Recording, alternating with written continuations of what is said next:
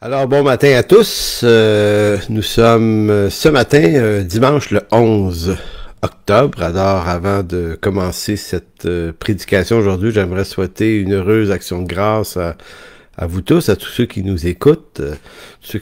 Donc, d'abord à tous les membres de notre Assemblée chrétienne, l'Église en chemin. Donc, je salue tous ceux qui sont présents avec nous en ce moment et qui vont se brancher dans les secondes et les minutes qui viennent. Une salut toute spéciale à tous ceux qui nous écoutent ailleurs, à différents endroits. On a des amis qu'on s'est fait en France, en Belgique, en Suisse, qui m'envoient des petits mots personnels, et puis j'apprécie beaucoup, c'est très encourageant tout ça. Donc un gros merci à tous, et merci d'être là. Une bienvenue à tous ceux qui vont nous écouter en différé, puisque cette prédication se retrouve sur la chaîne YouTube, et il y a aussi là des gens qui peuvent l'entendre, l'écouter par la chaîne YouTube Église en chemin. Donc voilà pour les salutations et les remerciements. Deux petites annonces rapides, simplement pour vous dire que suivant cette prédication, comme on le fait à l'habitude, on aura une rencontre sur le Facebook Live, sur le groupe Zoom de François, donc tous ceux qui sont membres de notre église savez exactement comment vous y rendre. Donc juste après la prédication, on se rejoint là pour une discussion avec Guy Gravel. Voilà pour ça. J'annonce également que, comme vous le savez, il y a des rencontres Zoom. On en fait 7-8 à chaque semaine dans notre église, donc à tous les matins à 9h cette semaine. Si vous vous sentez seul, déprimé, c'est justement le temps de venir vous joindre à nous. Ça fait tellement du bien. Ces moments qu'on passe ensemble le matin à jaser ensemble, prier, jaser, échanger, se donner des nouvelles. Alors, il y a ça. Il y a une rencontre de dames cette semaine. Les femmes se rencontrent par Zoom mardi soir également. Donc, mardi soir, je pense que c'est à 7h, dans ce coin-là. Sinon, on se revoit mercredi pour le groupe Maison. Alors, voilà pour les annonces que je voulais vous faire rapidement. Ce matin, on fait la suite de cette série sur l'amour de Dieu. Donc, on est dans le message numéro 5, Amour de Dieu 5. Et ce matin, on va explorer tout spécialement le texte de Galates chapitre 5, versets 22 à 24, le fruit de l'esprit, qui est, ma foi, quelque chose de vraiment intéressant à considérer dans nos vies, considérant que ça marque une intention de Dieu pour nous. Mais juste avant, je veux quand même faire une rétrospective parce que on est arrivé à Galates chapitre 5 à travers la parabole du bon Samaritain. Et c'était la semaine passée. Donc, c'est vraiment cette semaine, c'est vraiment une suite de la semaine passée en quelque sorte. Donc, la semaine dernière, on a vu la parabole du bon Samaritain dans Luc 10, on relira pas ça aujourd'hui, mais on a vu que subtilement, ce qui est amené à travers cette parabole, c'est pas tant la question de savoir qui est mon prochain, c'est la question que pose le docteur de la loi, Jésus. C'est qui mon prochain? Mais on a vu que Jésus a renversé la chose pour finir par dire, en fait, la vraie question, c'est de qui suis-je le prochain? Et lorsque on s'arrête, des fois, il y a des petits détails comme ça dans l'écriture, minuscules détails avec d'énormes conséquences, d'heureuses conséquences, je dirais. Donc, cette nuance apporte, à mon avis, selon ma lecture, là, une toute autre lecture de cette parabole, car dans les faits, elle ne veut pas simplement nous apprendre à faire la bonne action envers un misérable abandonné le long du chemin, ce qu'on pourrait penser, mais cette parabole veut surtout déconstruire le cycle de justice propre qui nous permet de se faire juge sur le choix de ceux qui méritent d'être notre prochain.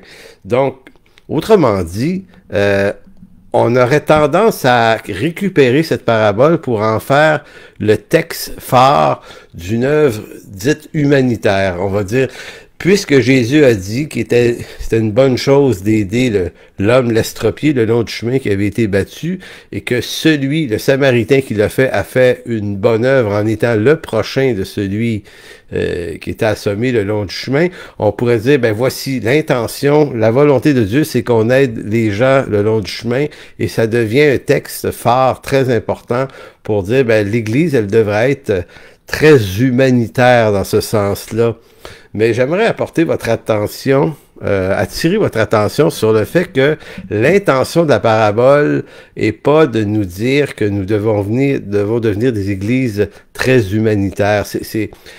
En fait, aider quelqu'un le long du chemin qui est mal pris, c'est une excellente idée et c'est la volonté de Dieu et c'est ce que Dieu fait en nous aidant nous-mêmes misérables. C'est clair, donc je ne remets pas ce fait-là en question, mais ce que je veux remettre en question ici, c'est l'idée que cette parabole a pour finalité cette intention. En réalité, cette parabole a une finalité qui est tout autre, c'est-à-dire de nous amener à briser un cycle de justice propre qui nous permet de choisir le prochain à notre goût.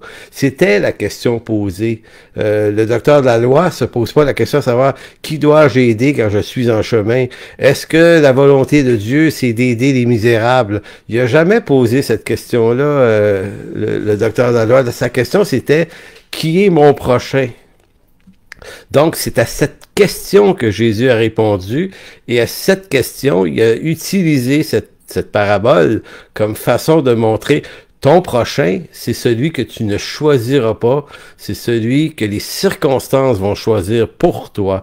Donc, ça vient briser cette espèce de cycle de justice propre qui me dit que j'ai le droit de choisir et de me faire juge moi-même de celui qui mérite d'être mon prochain par rapport à ceux ou celui ou celle qui le mériterait moins. Donc, moi, je pense que c'est ça, c'est ce que Jésus vise dans cette parabole, et c'est toujours intéressant d'aller au fond de la chose pour essayer d'aller chercher la pépite précise de l'instruction de Jésus.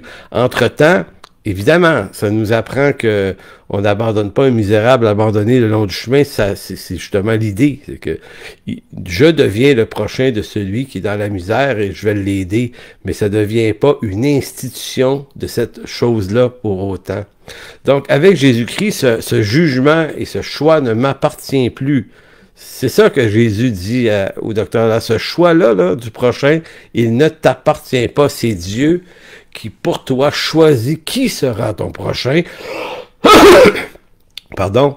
Donc, en Jésus-Christ, je ne choisis plus celui qui mérite mon affection. J'affectionne celui que Dieu affectionne, celui que Dieu amène sur mon chemin. Et c'est un peu une façon de dire, s'il y avait une phrase pour résumer la parabole du bon samaritain, ben ça serait celle-là. Maintenant, si je comprends ça, c'est énorme ça dans ma vie, là. Ça signifie que ma marche, ma communion avec Dieu et la recherche de la volonté de Dieu, c'est bien moins compliqué que je le pense, parce que nous, on cherche volonté de Dieu en termes de projets institutionnels, de grandes affaires. On veut que ce soit rayonnant, alors que Jésus était peut-être en train d'aplatir cette affaire en disant non, peut-être que ma volonté, c'est qu'en chemin, tu sois attentif à être le prochain de tous ceux, parce que ma volonté et mon plan pour ta vie, c'est peut-être aussi simple que ça. Donc, on est moins dans la recherche d'énormes affaires, d'énormes projets pour se concentrer sur des chemins que Dieu ouvre dans nos vies. Donc, cette idée-là, c'est un revirement d'idées, je pense, qui me ramène à une vie sous la guidance de la pleine souveraineté de Dieu. Donc, en étant le prochain de celui qui, sur mon chemin, Dieu amène, je me place dans une posture où la souveraineté de Dieu qui guide les choses devient plus importante que la qualité et l'énormité du projet qui m'intéresse. Souveraineté de Dieu dans ma vie de tous les jours par un angle extrêmement facile. Une angle extrêmement facile. Donc, c'est ça qui est un peu l'idée aujourd'hui. Donc, souveraineté de Dieu, vous dites, écoutez, si vous et moi ne sommes pas appelés à choisir notre prochain, mais que le prochain se présente par un événement souverain de Dieu dans ma vie, ça veut donc dire que, en fait, la question, c'est est-ce que ça a été vrai pour Jésus? Donc, je vous demande de tourner dans Jean 17 ce matin. Jean 17, j'ai été frappé dernièrement par le nombre de fois, entre les versets 6 et 12, le nombre de fois où il est mentionné que Jésus et ses disciples, en fait, l'idée c'est que Jésus mentionne que ses disciples, il ne les a pas lui-même choisis. Il y a 5 fois dans ces 6 versets-là, donc versets 6 à 12, 6 ou 7 versets, en tout cas, bref, à 5 reprises, Jésus dit, c'est c'est ceux que tu m'as donnés. Donc, encore ici, Jésus a fait lui-même l'expérience de l'enseignement de Luc 10, de la parabole du bon samaritain. Il n'a pas choisi ceux qui allaient être ses prochains. Il n'a pas choisi ceux qui allaient être ses disciples. Son Père a choisi pour lui. Verset 6, dit-il, Jésus, j'ai fait connaître, ça c'est dans Jean 17, là, j'ai fait connaître ton nom aux hommes que tu m'as donnés, du milieu du monde. Ils étaient à toi et tu me les as donnés. Vous voyez l'instance, c'est toi qui me les as donnés. Ils ont gardé ta parole, maintenant ils ont connu que tout ce que tu m'as donné vient de toi. Je leur ai donné les paroles que tu m'as données et ils les ont reçues, ils ont vraiment connu que je suis sorti de toi et ils ont cru que tu m'as envoyé. C'est pour eux que je prie. Je ne prie pas pour le monde, mais pour ceux que tu m'as donnés. C'est assez intriguant. Jésus dit, je prie pas pour la planète entière. Moi, je prie pour ceux que tu m'as donnés. Et en lisant ça, ça m'a interpellé. Je me suis dit, OK, Seigneur, ton plan, il est quand même assez précis, mais il n'est pas compliqué. Il n'est pas difficile à trouver. Qui sont ceux de qui je suis le prochain dans ma vie de tous les jours? Dieu, écoutez, Dieu m'a fait naître dans un lieu, dans un pays, dans une époque, dans des circonstances, avec un environnement, un entourage de gens. Et il les a amenés dans ma vie. Je réalise que j'ai pas choisi grand-chose. Ce sont les circonstances qui m'ont placé dans la situation dans laquelle je suis, avec ces gens-là qui sont à la fois mes prochains, mais de qui je suis aussi et surtout le prochain. Et Jésus, lui, se casse pas à noix. Il dit, je prie pas pour la planète entière. Il dit, j'ai prié pour... je ne prie pas pour le monde, mais pour ceux que tu m'as donnés, parce qu'ils sont à toi. Et je me suis dit, est-ce que c'est pas une invitation à, comment dire, à prier pour les situations qui sont vraiment dans un environnement voulu par Dieu. Donc, je pourrais prier pour la planète entière, mais en réalité, si je saisis ma vocation, je saisis mieux le plan, la volonté de Dieu et tout ce qui entoure, c'est comme si Dieu me disait, regarde, c'est là, c'est dans cet environnement-là, c'est là que je t'ai placé, c'est là que ça se passe pour toi. T'as pas à conquérir la planète, t'as peut-être même pas à conquérir ta ville, puis peut-être que d'autres, certains oui, mais je veux dire, c'est que connaître la vocation, l'appel et la précision de sa volonté dans ma vie vient peut-être préciser ma communion et ma vie d'intercession aussi. Donc, je prie pour les circonstances que Dieu amène et pour les gens que Dieu amène, et ça devient mon espèce de champ de bataille. Bref, c'est juste une hypothèse, mais c'est intéressant de voir que c'est de cette façon-là que Jésus a prié. Il dit, verset 10, « Et tout ce qui est à moi est à toi, et tout ce qui est à toi est à moi, et je suis glorifié en eux. Je ne suis plus dans le monde, et ils sont dans le monde, et je vais à toi. Père Saint, garde en ton nom ceux que tu m'as donnés, donc encore une fois, ceux que tu m'as donnés, afin qu'ils soient un comme nous. Lorsque j'étais avec eux dans le monde, je les gardais en ton nom. J'ai gardé tous ceux que tu m'as donnés. Aucun d'eux ne s'est perdu. Sinon, le fils de la perdition, afin que l'écriture fût accomplie. » Pardon. C'est très intéressant parce que le Père a donné à Jésus les 12 apôtres et il en a même donné un qui était le fils de la rébellion. Donc, ce que ça nous montre, c'est que Dieu est souverain même là-dessus. En d'autres mots, Satan se présente pas tout seul selon sa propre volonté. Il a une intervention extrêmement limitée qui est permise, voulue et ici donnée par Dieu en vue d'un dessein que Dieu a, qui était de faire en sorte que Christ soit glorifié aussi par la croix à travers ce fils de perdition qu'elle allait le livrer. Maintenant, ça, on rentre dans comment le dessein de Dieu fonctionne. Donc, pour nous, on aime penser que le dessein de Dieu nous amène que des choses fantastiques. Mais le dessein de Dieu amène aussi de grands troubles. Donc, si même Jésus ne choisit pas ses prochains, soyons certains que vous et moi, nous ne les choisirons probablement pas non plus. Et il y a peut-être quelque chose à saisir ici. Et souvent, les crises, les événements difficiles sont vecteurs de changement qu'on ferait pas soi-même. Parce que c'est souvent ça le problème. Nous, on aime la stabilité, on aime la sécurité, on aime se donner un entourage confortable le plus possible, en pensant que lorsqu'on atteint ça, on atteint une certaine finalité de confort dans la volonté de Dieu. Tout va bien. Et vous observerez à quel point si vous êtes sauvé depuis longtemps, notamment, à quel point le Seigneur se plaît à casser ça, ben, se plaît, non pas se plaît au sens qu'il se fait plaisir en brisant notre confort, c'est pas exactement ce que je veux dire, mais c'est comme si notre confort nous immunise des fois contre la volonté de Dieu, puis on est capable de devenir extrêmement religieux, puis pratiquant d'une petite routine avec Dieu, puis faire nos bonnes affaires. Tu sais, dans d'autres mots, on est à l'église, on donne notre offrande, on fait les prières, on chante, on lève les mains, on retourne chez nous. On rentre dans des cycles qui sont extrêmement stabilisants, puis des fois, stabilité, ça rime avec ennui, ça finit par devenir quelque chose où stabilité peut finir par rimer avec stérilité, je le dirais de même.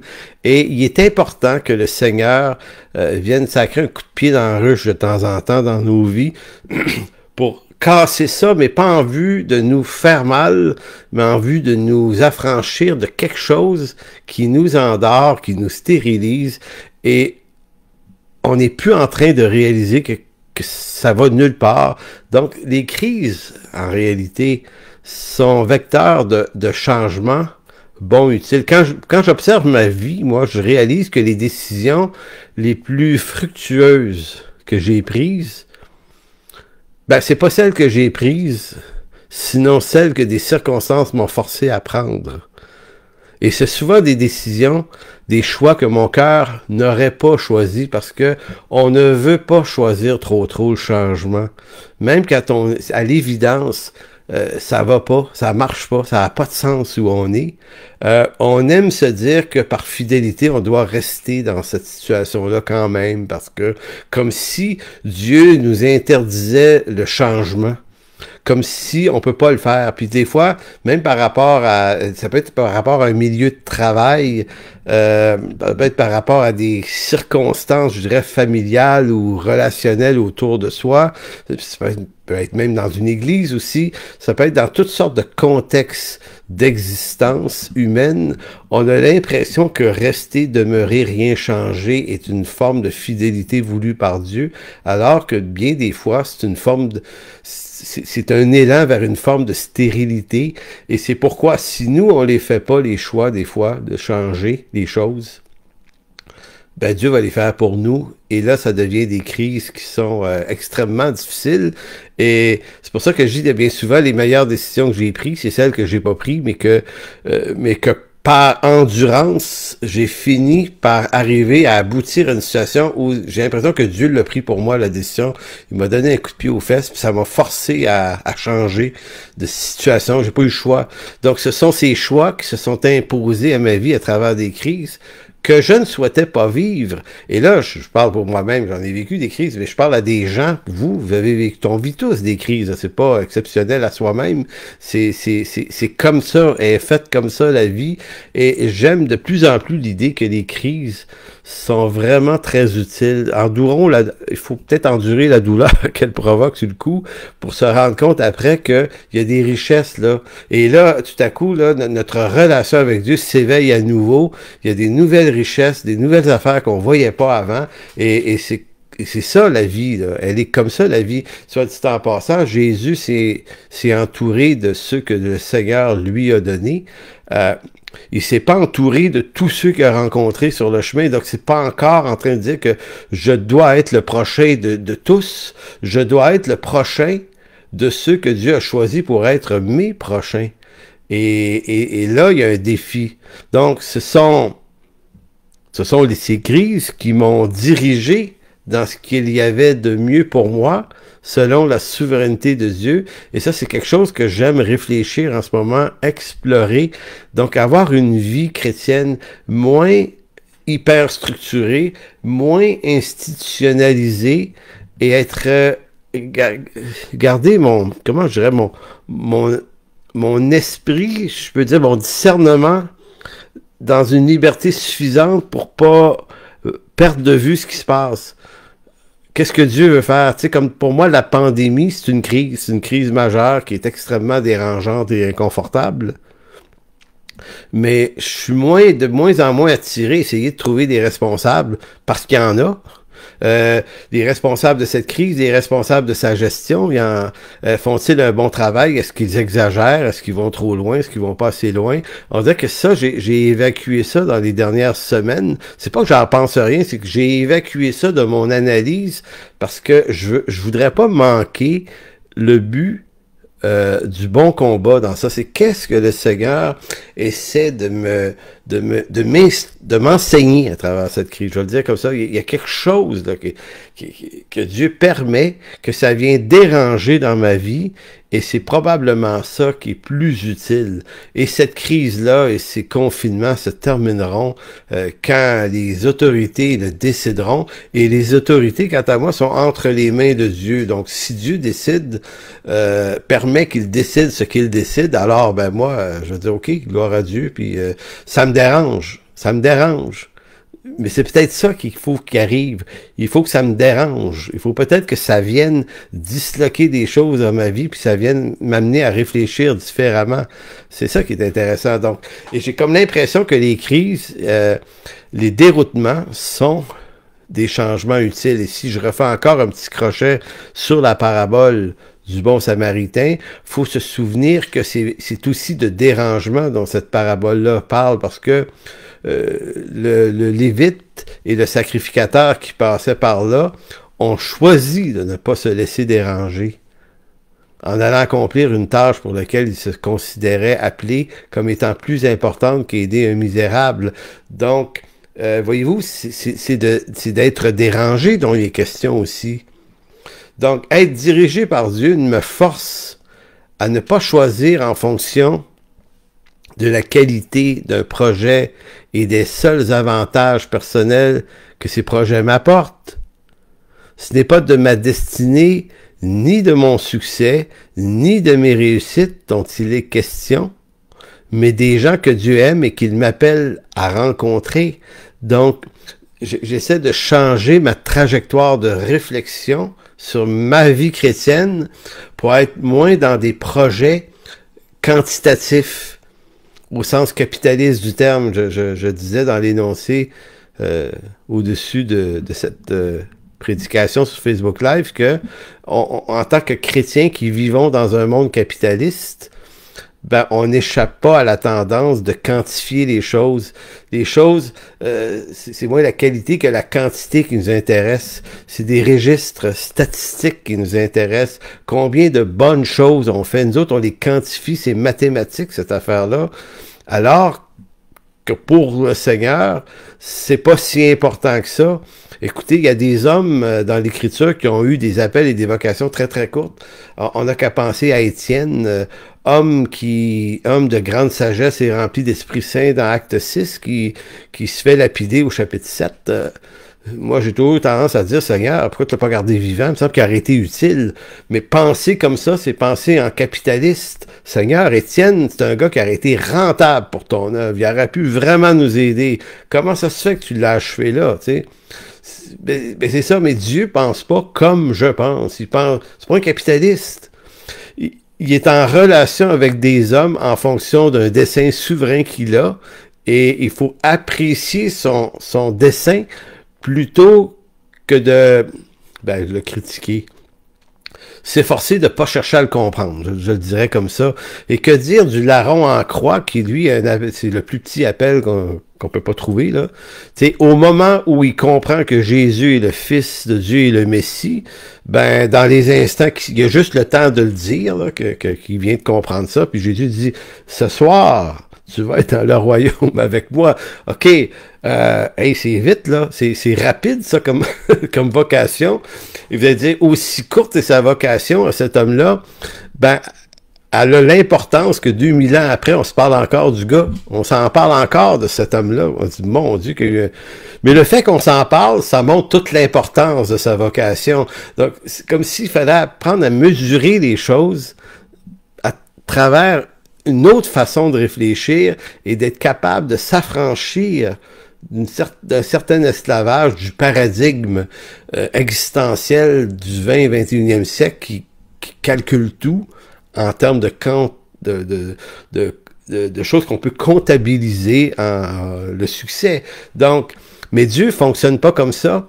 Et c'est là que devient important toute la question de qui suis-je le prochain, comme si ça devenait plutôt ça, la question essentielle à se poser. C'est pas quelle quantité de grandes choses je vais faire pour assurer ma réussite et ma destinée. Des fois, j'entends des trucs que Dieu veut me faire découvrir ma destinée. En réalité, il me fait entrer dans sa destinée et dans cette destinée, il va choisir des choses dans ma vie qui vont se présenter. Puis il va me dire à un moment donné, ben regarde, cette personne-là, le long du chemin, là, aujourd'hui, tu vas être son prochain. Et là, on pourrait dire, oui, mais Seigneur, c'est parce que là, j'ai pas le temps, j'ai des grandes choses à faire pour toi, là. Souviens-toi, là, que moi, je suis dans un gros projet, là, qui va donner plein de bonnes affaires. Ça va dire, non, ben moi, ce gros projet-là, je sais pas où t'es allé chercher ça, mais tu fais ça en mon nom, mais moi, je t'ai jamais appelé à faire ça. Donc, comprenez-vous qu'on est esclave d'une volonté de rayonner et que ça, c'est notre paradigme existentiel de notre temps et que c'est probablement une faute. Je vais vous donner 4 exemples bibliques, mais vous ne tournez pas dans les textes, c'est pas nécessaire, de comment Dieu a dirigé les pas de ses serviteurs d'une façon subtile, mais toujours qu'il le glorifie lui, mais en même temps, si ça glorifie Dieu, ça bénit toujours la personne. Au bout de l'affaire, c'est-à-dire pendant le processus, on comprend pas, mais au bout du processus, on comprend tout. Pour Joseph, Genèse 37, je cite souvent cet homme-là dans mes prédications, je sais, mais moi, pour moi, Joseph, là, c'est un de mes grands héros, là, je l'apprécie beaucoup. Pour que Joseph puisse, c'est en Genèse 37, là, pour que Joseph puisse se retrouver dans la posture de sa vocation qui était voulue par Dieu et prononcée par 2 visions dans Genèse 37, hein? Et souvenez-vous, là, les 2 visions, c'est que Joseph est appelé à rayonner, là. Il est appelé à diriger, il est appelé à ce que toute sa famille se prosterne en terre devant lui.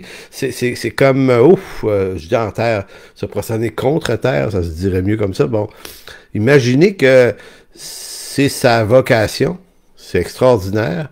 Qui veut pas d'une vocation comme celle-là? Qui veut pas avoir des songes comme ceux-là pour dire un jour, là, tu vas diriger, là, tu vas être quelqu'un de haut placé, là, oui, dites amen à ça, tout le monde, ben oui, mais il aurait fallu, pour atteindre cet endroit-là, il aurait fallu que Joseph soit brutalement dépouillé de ceux qu'il aime, sa famille, trahi par ses frères, vendu, et dans ce chemin absolument humainement absurde, c'est violent, c'est brutal, ce qu'a vécu Joseph, remarquez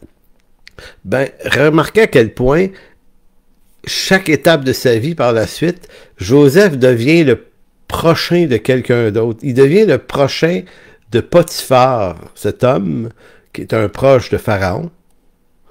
Et il fait prospérer sa maison. C'est comme si Joseph devient un bon prochain pour l'autre.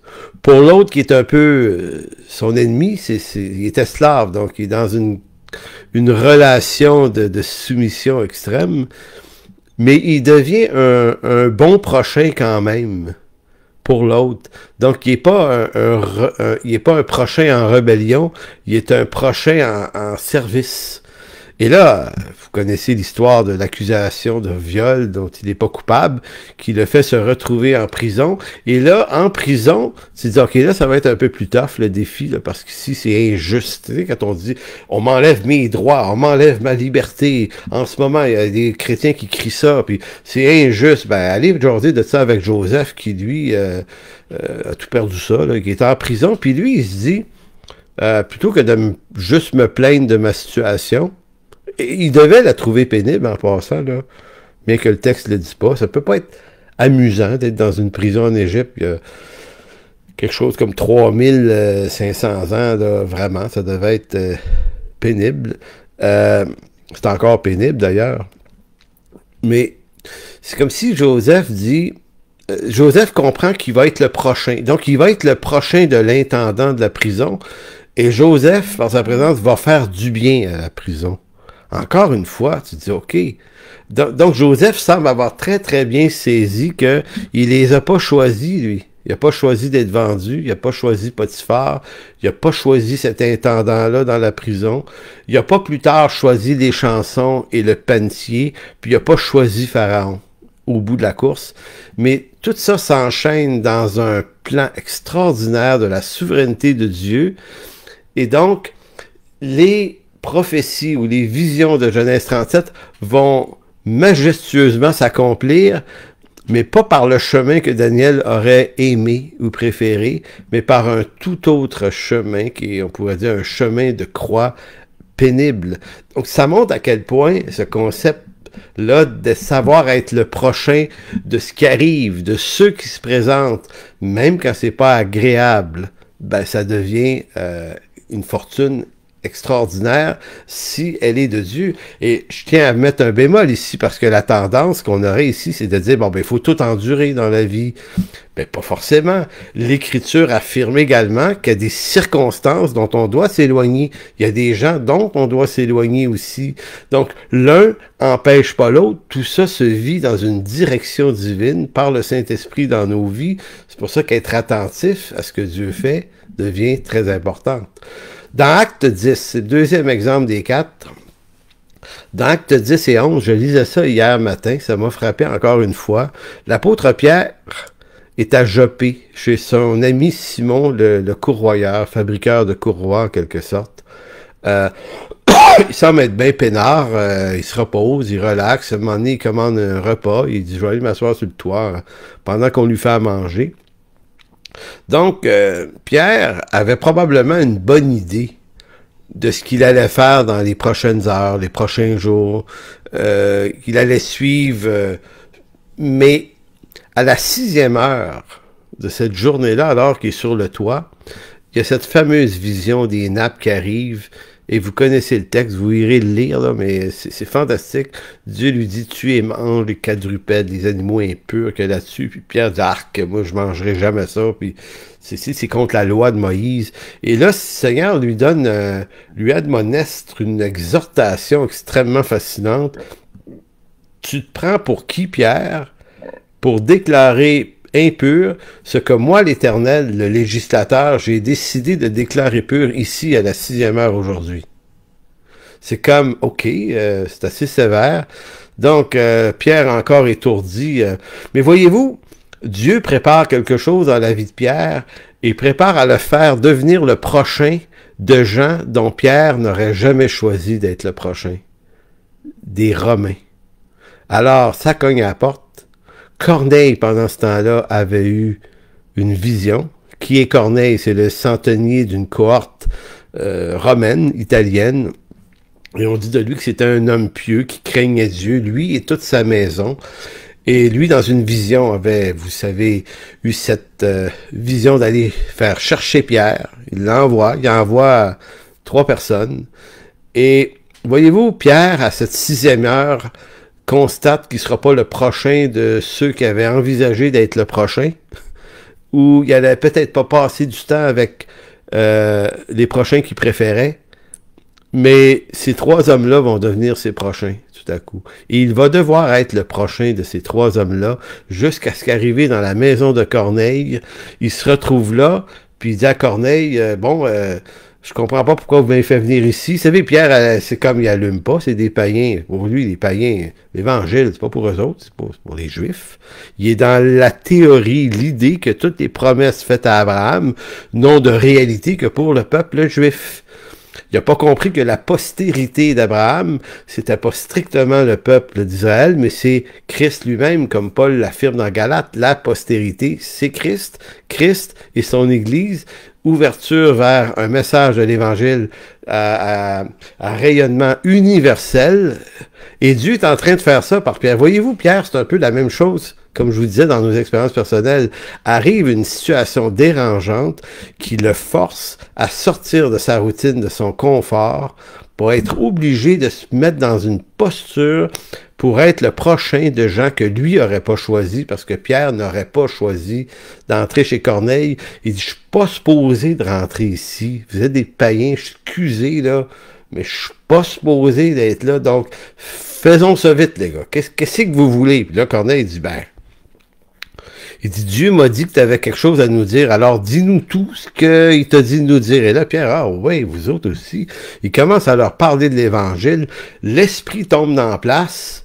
Le party d'école, ça, c'est les langues, tout le kit. Et là, Pierre, c'est comme, mais voyons donc. Mais voyez-vous, c'est intéressant cette histoire-là parce que Pierre avait une résistance au départ. Hein? Sur le toit, là, des animaux impurs qui était cette espèce d'image des païens avec qui on se tient pas. Pierre avait une résistance. Et à un moment donné, il y a une résistance, puis il y a une obéissance. Donc, c'est pas grave de résister. Ça fait partie de nos conditions humaines, mais la résistance est vaincue éventuellement par l'obéissance. Et là, Pierre se retrouve chez Corneille, prêche l'Évangile et ça sauve des gens. Et ensuite, Pierre se déplace à Jérusalem. Les frères étaient frustrés. Ils ont dit, t'es entré chez un païen et t'as mangé avec eux. Pierre, voyons donc ce que t'as fait là. Vous voyez, la résistance, on est peut-être 10, 12 ans après la Pentecôte et cette résistance-là, malgré la présence de l'Esprit Saint dans la vie de ces hommes qui sont géniaux pour l'Évangile, ils n'ont pas été capables de dépasser cette idée que le prochain, ça pouvait être autre chose qu'un juif. Et non seulement ça, c'est que Dieu les appellerait, eux, juifs, à être les prochains de gens que Dieu va amener par force dans leur vie.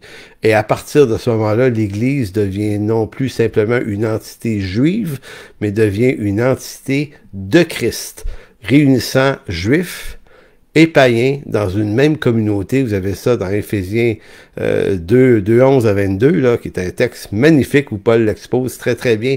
Donc c'est ça que je suis en train de découvrir, de redécouvrir, de rafraîchir dans ma vie. C'est ce qu'on se souhaite comme Église, c'est d'avoir cette même attention que des Joseph, que des Pierre, et de comprendre que les circonstances changeantes, dérangeantes que Dieu importe dans nos vies sont les vecteurs de phénomènes qui vont nous bénir, parce que ça a été une bénédiction autant pour Joseph. Tu sais, à la fin, il devient le prochain de ses frères. Joseph, si on revient à cette histoire-là. À la fin, il est celui qui sauve ses frères qui ne l'ont pas sauvé. Donc, il est capable, après avoir été le prochain de Potiphar, le prochain du gardien de la prison, le prochain de Pharaon et ensuite le prochain de ses frères. C'est fantastique comment Dieu organise son plan. Les deux dernières histoires qui sont collées ensemble se trouvent dans Matthieu 13, là.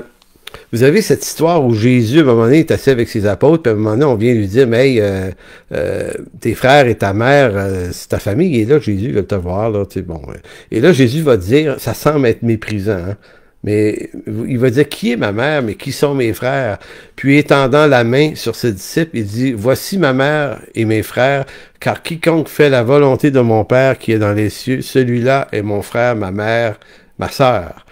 On entend presque ici de dire, je suis pas le prochain de tout le monde. Je suis le prochain de ceux que Dieu sauve. Je suis aussi leur prochain à eux. Donc, je suis le prochain de ceux que Dieu a placés dans ma vie. Et donc, j'aurais pas ma préférence, même si elle est familiale, je ne serai pas automatiquement leur prochain à tout prix. Maintenant, ça, c'est dans Matthieu 13, mais dans Jean 19. Dans Jean 19, vous avez comme le Seigneur qui n'a pas laissé cette affaire-là ouverte, parce qu'on dit, ouais, mais ta mère, tes frères, c'est quand même pas n'importe qui. Mais à la croix, Alors que Jésus souffre la crucifixion, on entend ceci dans Jean 19, 26, Jésus, voyant sa mère auprès d'elle, le disciple qu'il aimait, on parle de Jean, il dit à sa mère, « Femme, voilà ton fils », puis il dit au disciple, « Voilà ta mère ». Et dès ce moment, le disciple l'a pris chez elle. Donc, je suis pas en train de dire que Jésus corrige son erreur de Matthieu 13. C'est que, à un autre temps, cette femme, il va la prendre en charge. Puis là, j'aime l'idée qu'il est en train de souffrir, il est en train de mourir, puis il est en train de s'inquiéter pour cette femme, sa mère. Et ça, c'est vraiment intéressant. Et il va s'assurer que sa mère, quelqu'un s'occupe d'elle. Donc, il va dire à Jean, « Jean, je veux que tu deviennes le prochain de ma mère. » Et Jean va obéir automatiquement, il va la prendre chez elle. Donc, c'est intéressant de regarder toutes ces histoires-là sous l'angle de qui on est le prochain et de voir que il y a toutes sortes de géométrie possibles dans ça, des situations, des erreurs, pas des erreurs, mais des retours de trucs, ou des trucs qui nous apparaissent être des erreurs dans le chemin, qui finalement s'avèrent plus tard ne pas avoir été des erreurs, mais le parfait plan de Dieu. Donc, nous attribuons à la souveraineté de Dieu les circonstances douloureuses qui nous tombent dessus dans la vie, comme si elles n'étaient que des malheurs, comme si Dieu les permettait juste pour nous faire souffrir, pour nous briser, sans plus, parce qu'on peut se parler de ça, le brisement, puis c'est vrai que le Seigneur le fait. J'aime beaucoup un petit livre de Theodore Austin Sparks qui s'appelle L'école de Christ, ça se trouve gratuitement sur Internet, L'école de Christ de Theodore Austin Sparks, qui parle du brisement, et il nous montre que le brisement et les souffrances à travers lesquelles Dieu nous fait passer, c'est vraiment en vue de nous apprendre à marcher plus étroitement avec lui, et c'est vrai. Mais en réalité, ces circonstances souffrantes amènent de nouvelles situations, de nouvelles personnes, Joseph, Jésus, Pierre. Donc, les circonstances changeantes amènent de nouvelles situations, de nouvelles personnes que Dieu veut dans notre réalité quotidienne. C'est comme si Dieu disait maintenant, cette personne-là que tu n'aurais pas choisie pour être dans ta réalité quotidienne, ben là, maintenant, elle le devient par ma volonté. C'est-à-dire que ces gens-là deviennent des prochains.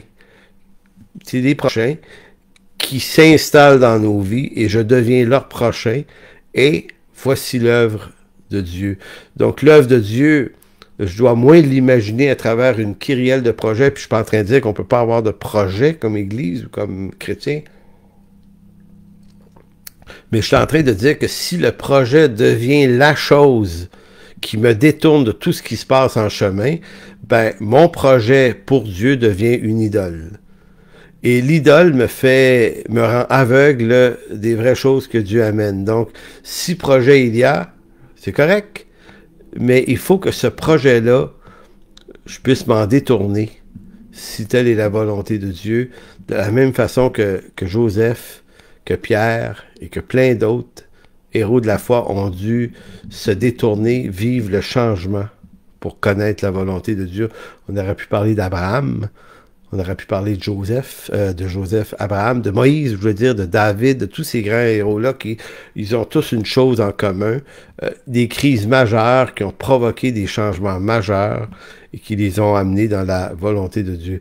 Donc, dans l'évangile de Jean, Jésus mentionne que son occupation, quand je dis dans l'évangile de Jean, dans le texte de Jean 17 au fond, que je lisais tout à l'heure au début, Jésus ici mentionne que son occupation principale s'oriente vers ceux que le Père lui a donnés.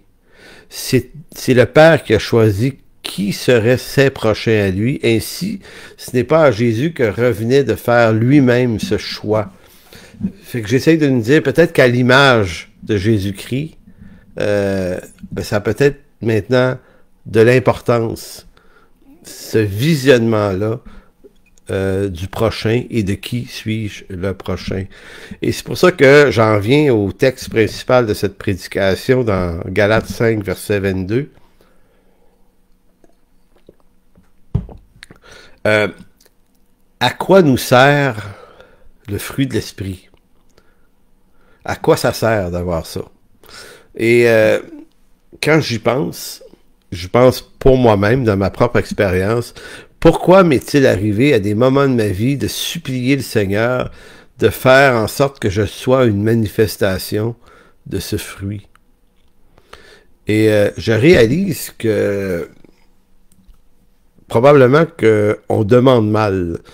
C'est-à-dire qu'à l'image de Jacques, tu sais, dans Jacques 1, il dit « Vous demandez mal et vous demandez pour assouvir vos propres passions. » Ce qui vous passionne au sens, pas moral du terme ici, mais ce qu'on veut pour soi-même en vue de posséder passionnément cette chose pour des avantages qui sont les siens. Donc je me suis demandé pourquoi je l'ai tant désiré, ce fruit-là, et ça explique peut-être pourquoi je ne l'ai pas tant reçu. C'est parce que c'est le combat de beaucoup de chrétiens. On se dit, il me semble que ça n'a pas trop marché, ça, le fruit de l'esprit dans ma vie. C'est rough. Mais pourquoi? Parce que mon équation est la suivante. Le Saint-Esprit, vecteur de la nouvelle sorte de vie en Jésus-Christ, m'a assurément été donné. Je suis né de nouveau. En tout cas, moi, ça m'apparaît certain dans ma vie. Le jour où ça s'est produit, en 1983, ça m'a forcé un virage que j'aurais pas fait moi-même. Ça m'a sorti d'un milieu où j'étais dans la musique, dans les groupes de musique, parce que je suis musicien de formation d'abord. Ça a dérouté ma vie, mon histoire complètement. Ça m'a amené complètement ailleurs dans une église à faire un paquet de bonnes choses qui ont été vraiment, vraiment bénies pendant toutes ces années. Et donc, je souvent dit ça, oui, mais on dirait que t'es avare de tes fruits, ce gars. Moi, j'aimerais ça les avoir, l'amour, la joie, la paix, la patience, la bonté, l'amabilité, la fidélité, la douceur, la tempérance. Tu sais, Seigneur, tu sais, comme dit le chant, un peu plus de toi, Seigneur, dans ma vie, un peu plus de toi, s'il vous plaît. Il me semble qu'il en manque des gros bouts. Et c'est intéressant parce que cette semaine, dans ma quête de mieux comprendre ce texte, je réalisais que, encore là, on peut le vouloir pour les mauvaises raisons. Alors je lis, le fruit de l'esprit, c'est l'amour, la joie, la paix, la patience, la bonté, l'amabilité, la fidélité, la douceur, la tempérance. Et Paul ajoute, la loi n'est pas contre ces choses. Ceux qui sont à Jésus-Christ ont crucifié la chair et ses passions et ses désirs. Si nous vivons par l'esprit, marchons selon l'esprit. Moi, je dis oui, yes, Seigneur, ah oui, amène ça. Il dit, ne cherchons pas une vaine gloire en nous provoquant les uns les autres, en nous portant envie les uns aux autres. Et là, il y a peut-être la clé ici.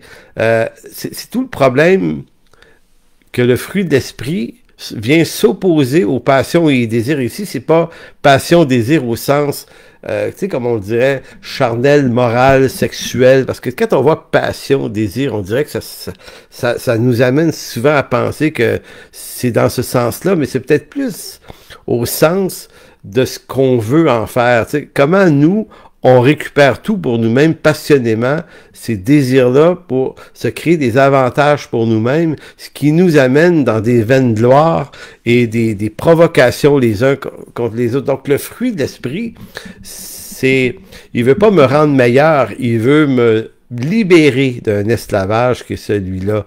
Donc c'est intéressant de le comprendre. Le but du texte de Galates 5.22 est de nous dire que l'Esprit produit en nous un fruit qui nous fait devenir le prochain de ceux qui nous entourent. Donc, on cesse de le demander pour soi, pour devenir du meilleur monde pour soi-même, pour se sentir moins honte de soi-même, pour, comme si Dieu, donne-moi le fruit d'esprit pour que j'aie pu à m'haïr, à me détester ou à me mépriser des affaires que je vois dans ma vie que je déteste tellement. Donc encore là, on le demande par passion, par désir personnel, ou pour devenir quelque chose de super bien qui pourrait me mettre dans des passions, des tensions, comme dit le texte, là, des vaines gloires, comprenez-vous?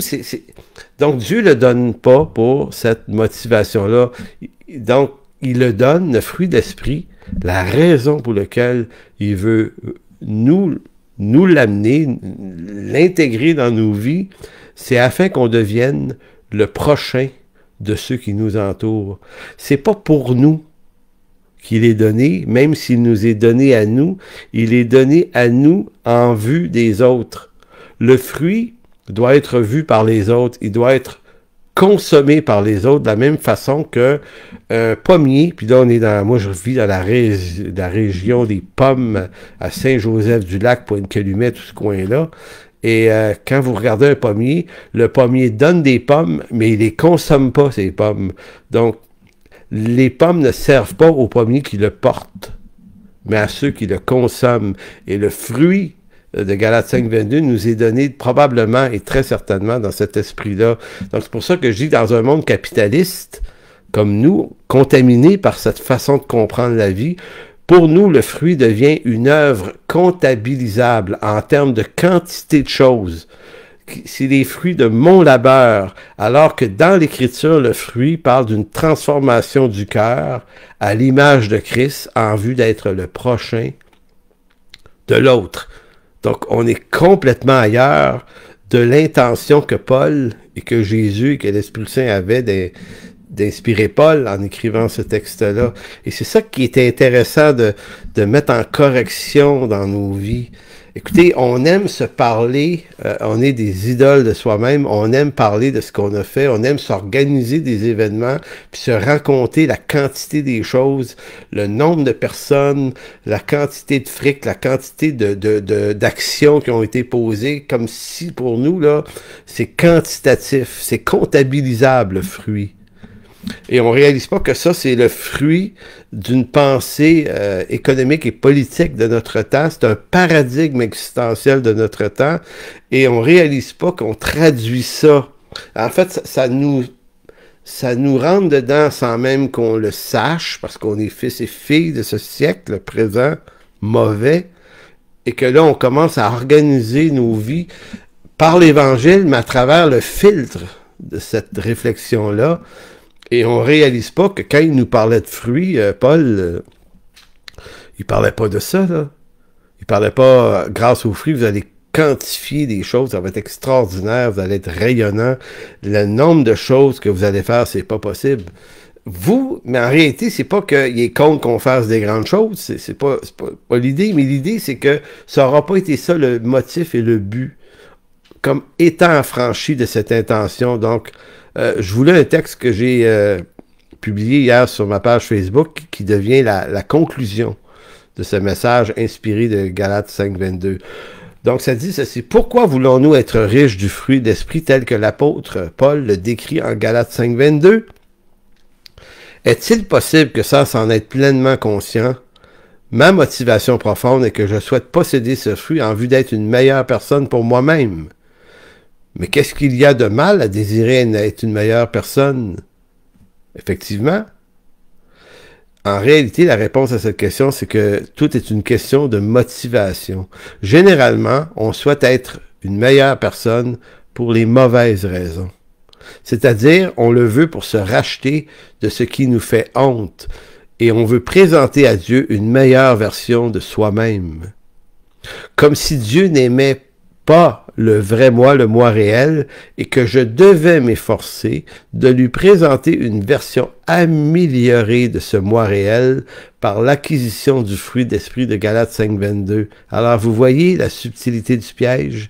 C'est comme si je disais à Dieu, je veux manifester ce fruit de Galates 5.22 pour être une meilleure personne, pour avoir une meilleure personne à te présenter, parce qu'au fond, ce que je suis en train de dire, je crois pas, ou j'arrive pas à croire que cette alliance parfaite et éternelle en Jésus-Christ m'a déjà déclaré juste, libre de toute faute. Tu vas me présenter comme une vierge pure. Non, j'ai plutôt l'impression que j'ai mon bout de chemin à faire et s'il te plaît, vite envoie-moi le fruit d'esprit parce que je pense que c'est ça l'outil qui va me permettre de me racheter moi-même à tes yeux. Et en faisant ça, on tombe dans une opprobre, dans une justice propre. Donc, et me voilà encore coincé dans cette satanée justice propre qui me garde esclave de la justice, une justice qui relève de la connaissance de l'arbre du bien, de la connaissance du bien et du mal dans le jardin d'Éden. Donc, c'est encore le même piège. Je voudrais être un peu plus comme Dieu. Tiens, être comme Dieu tant qu'à ça. Je veux être bon, je veux que Dieu le sache, je veux que les gens le sachent et le voient, car là est toute mon assurance devant Dieu et les hommes.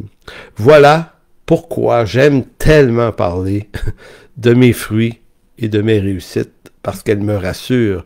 Pourtant, c'est de cette ignoble justice propre que Dieu veut m'affranchir, afin de me faire connaître son amour réel qui lui surpasse toute connaissance. L'amour de Dieu n'aime pas la version améliorée de moi. Il aime le moi réel dans toute sa perdition. Perdition qu'il sauve. C'est ce moi-là qu'il aime, car l'autre moi, ou en réalité, ce moi que j'aime imaginer, n'existe pas pour Dieu. Donc Dieu ne l'a pas aimé. Certes, le fruit de l'esprit promis en Galates 5, 22 fait partie des intentions de Dieu à mon égard, mais je dois en souhaiter les bénéfices pour les bonnes raisons. Le fruit d'esprit ne m'est pas donné pour que je sois une meilleure personne, mais pour que je sois une nouvelle personne en Jésus-Christ. Je relis ça, c'est important. Le fruit de l'esprit ne m'est pas donné pour manifester que je suis une meilleure personne, mais pour manifester que en Christ, je suis devenu une nouvelle personne. Une nouvelle personne en vue d'une nouvelle création. Le fruit est beau sur l'arbre, certes, mais jamais le fruit ne nourrit l'arbre qui le porte. C'est plutôt à celui qui le cueille d'en goûter toute la saveur. Le fruit de l'esprit, c'est un fruit pour l'autre. C'est le fruit que me donne pour que je sois le prochain de l'autre. Alors, si vous voulez bien, on va s'interrompre là-dessus ce matin. On va juste prier. Et ma prière, c'est pas que vous ayez trouvé cette prédication bonne, ce qui serait inutile, en fait. C'est peut-être, en tout cas, dans le cheminement qui est le mien aussi, je suis pas en avance sur personne dans ça. Je suis dans cette découverte aussi, je suis dans cette redécouverte.